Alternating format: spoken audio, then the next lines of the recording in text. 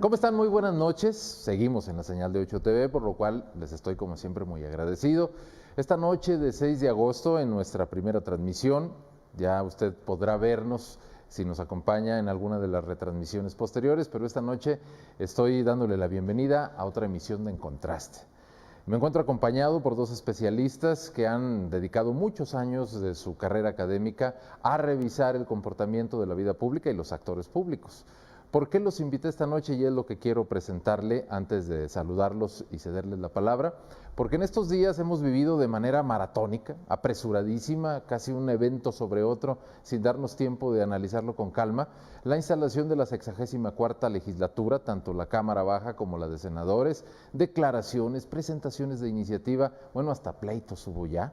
El señor Gerardo Fernández Noroña exigía que lo dejaran entrar al último mensaje gubernamental del presidente Enrique Peña Nieto, se peleó en una sesión con el presidente de la Cámara, Porfirio Muñoz Ledo, y en fin, esos son episodios quizás hasta pintorescos, pero hay otros mucho más graves, como el caso del gobernador, ahora imagínese, gobernador interino de Chiapas, Manuel Velasco, que siendo mandatario, pues compitió por un escaño en el Senado, lo ganó, rindió protesta como senador y luego se regresó. Todo ello formando una maraña de fenómenos sociopolíticos que evidentemente provoca también la opinión del gran público.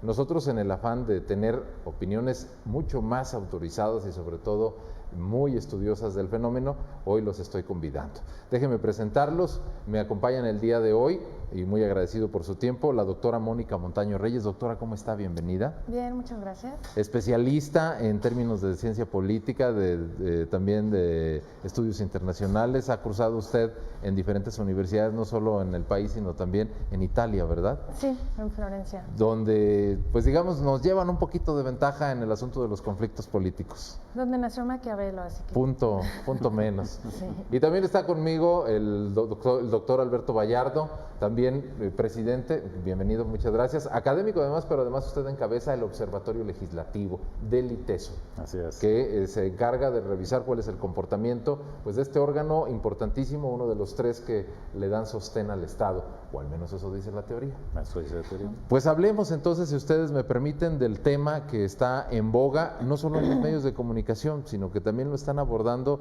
las personas que generalmente no se ocupan mucho de la política porque están decepcionados y decepcionadas de esta. Se instalaron la Cámara de Diputados y la Cámara de Senadores y vemos que hay comportamientos pues iguales a los de siempre en la práctica política. Doctora, ¿qué análisis tiene usted de entrada sobre lo que estamos revisando actualmente ante esta lluvia de iniciativas y sobre todo de comportamientos de los nuevos diputados y senadores?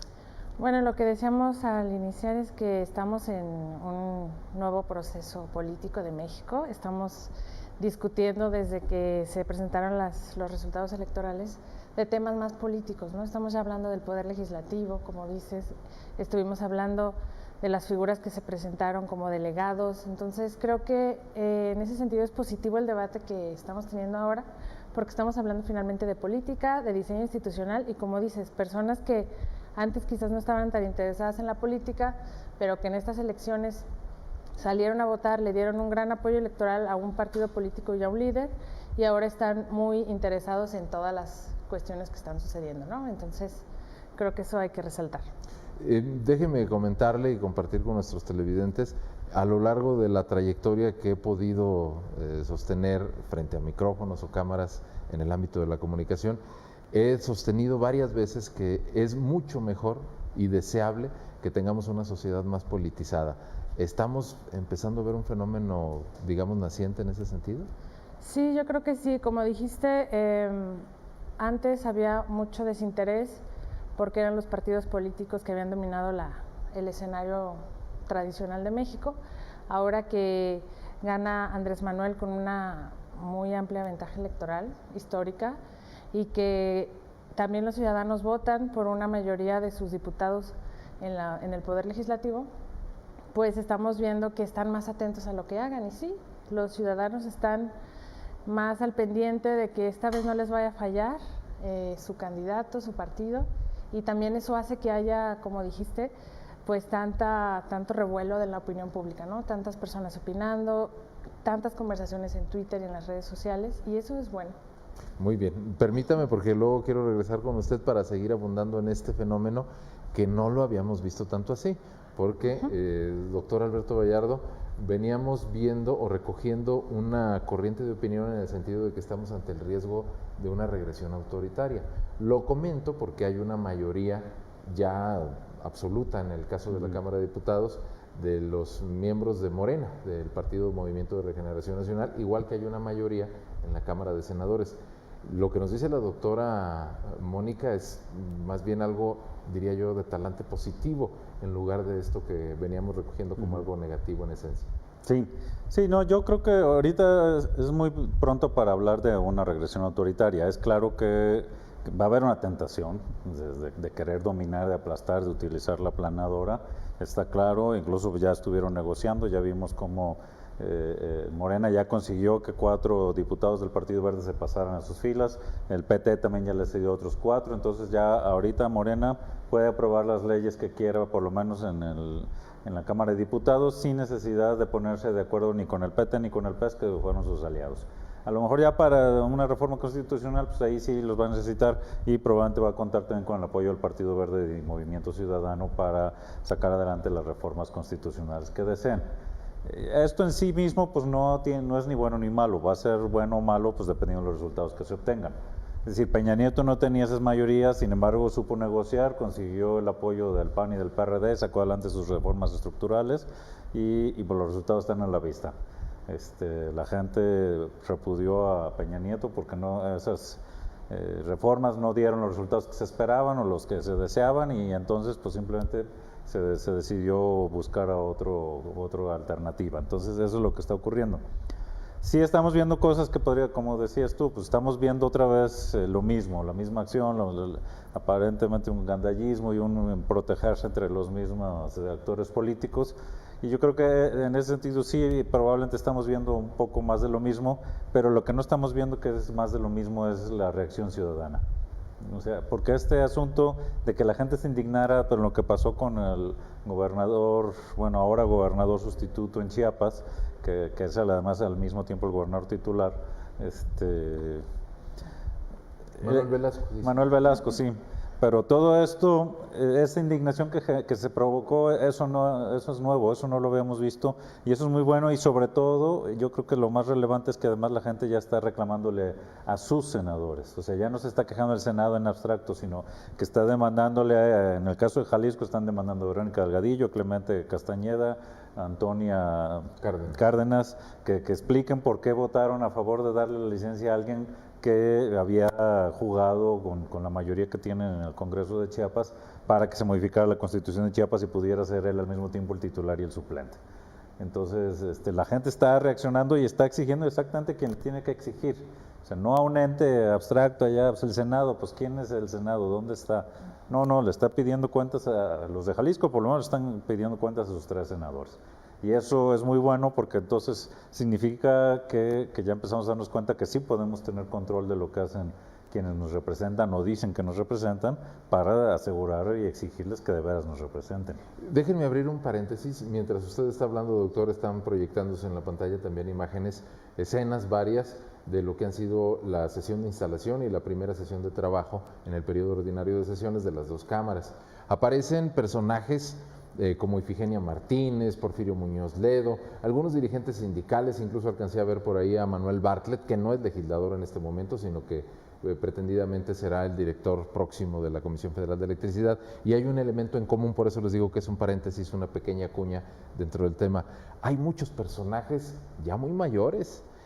¿Es algo así como una probadita de gerontocracia, doctora, o simplemente rescatar los valores que habíamos perdido?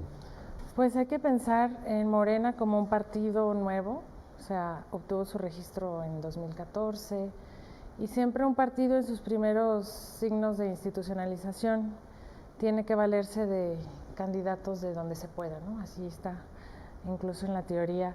Y esta es una elección federal en donde necesitaban cubrir muchos puestos, porque aparte de los locales, pues había federales. Entonces es un partido que también, por eso podemos entender estos comportamientos que está teniendo, ¿no? en su relación con los demás partidos, porque carecía de capital político, de recursos humanos que se hubieran formado con la ideología morenista, porque es un partido nuevo en sus siglas, en su registro, pero que al final aglutina personas de otros partidos. Según el análisis que hay de las trayectorias de los que se postularon con Morena, bueno, su pasado es panista, priista. Y sí, bueno, tu pregunta si vamos a volver a los valores, pues creo que lo que estamos viendo es un partido nuevo que se aprovechó del contexto, del descontento de los ciudadanos, de este gran hartazgo, y que lo que querían era votar por alguien diferente, por algo que no representara lo mismo, pero quizás no se fijó en el personal político por el que estaba votando en realidad. Nos dejamos ir, se dejaron ir por el liderazgo nacional que fue Andrés Manuel. Ahora, sobre lo que usted acaba de mencionar, doctora, el tema de que pues, nos ofrecieron algo distinto. Sí tenemos razón los ciudadanos de a pie en considerar que son demasiado pragmáticos los políticos y en que vuelven a hacer lo mismo, pues no hay ningún cambio elemental en estas conveniencias de, bueno, pues competí por el verde, pero ahora conviene estar más en Morena, pues ahí vamos para allá, igual lo hacen los otros partidos que ya ven con preocupación que les van a quitar hasta el registro, pues lo que más convenga. ¿Eso es normal, entre comillas? Sí, creo que el problema fue las altas expectativas que dio Andrés Manuel, ¿no? Su discurso siempre fue antimafia del poder, unos baños de pureza que en la política siempre resultan muy caros, y eso fue lo que ha desatado la indignación de los ciudadanos, ¿no? Si esto mismo hubiera hecho otro partido, hubiéramos reaccionado quizás igual, pero con el tipo de coraje que se tenía hace unos años, ¿no? Del hartazgo a los de siempre. Y ahora que el partido político que lo hace es quien nos prometió algo totalmente diferente, pues hay más indignación. Sin embargo, es lo que dices tú, es muy normal que cualquier ejecutivo busque tener alianzas en el legislativo. Toda la literatura de gobiernos divididos unificados nos dicen que los ejecutivos siempre hacen lo posible por encontrar alianzas, por crear mayorías, y si Peña Nieto lo hizo con el Pacto por México, pues Morena vio que tenía la oportunidad de hacerlo con una mayoría pues considerable, 50+1, y además que lo importante es que quien tenga esa mayoría se convierte en el coordinador de la Junta de Coordinación Política, que va a tener durante los 3 años de la legislatura pues todas las atribuciones para marcar la agenda, ¿no? Entonces creo que eso fue lo que ellos buscaban, marcar la agenda legislativa de estos 3 años, y cada partido pues hace lo posible por llegar a esto, y Morena eligió este camino. Que es un partido político más, sí, al final. Permítame un poquito, doctor, la quiero meter un poco en problemas, doctora, bueno, si usted me permite. ¿Andrés Manuel López Obrador es un político diferente o es un político igual con propuestas distintas? Fue diferente, creo, en 2006 y 2012, y por eso no ganó, porque quería ser demasiado purista, demasiado aislado de la clase política establecida, y en esta elección entendió que para poder gobernar pues necesitaba hacer muchas alianzas, muchas negociaciones, y el costo de las negociaciones es parecer un político como todos, un político más. Muy bien. Me piden que hagamos una pausa. Quiero regresar con usted, doctor. De pronto tengo la impresión de que estamos diseccionando un tiburón, cuando todos alrededor están asustados de que el pez vaya a mordernos, pero pues en realidad hay que ver las cosas y los fenómenos de la política con desapasionamiento, ¿verdad? Ya ustedes me digan si procede o no. Hagamos un pequeño corte, sigamos en Contraste con la doctora Mónica Montaño y el doctor Alberto Vallardo. Revisamos el comportamiento de nuestros nuevos diputados y senadores, de los partidos y de los que serán titulares del Ejecutivo.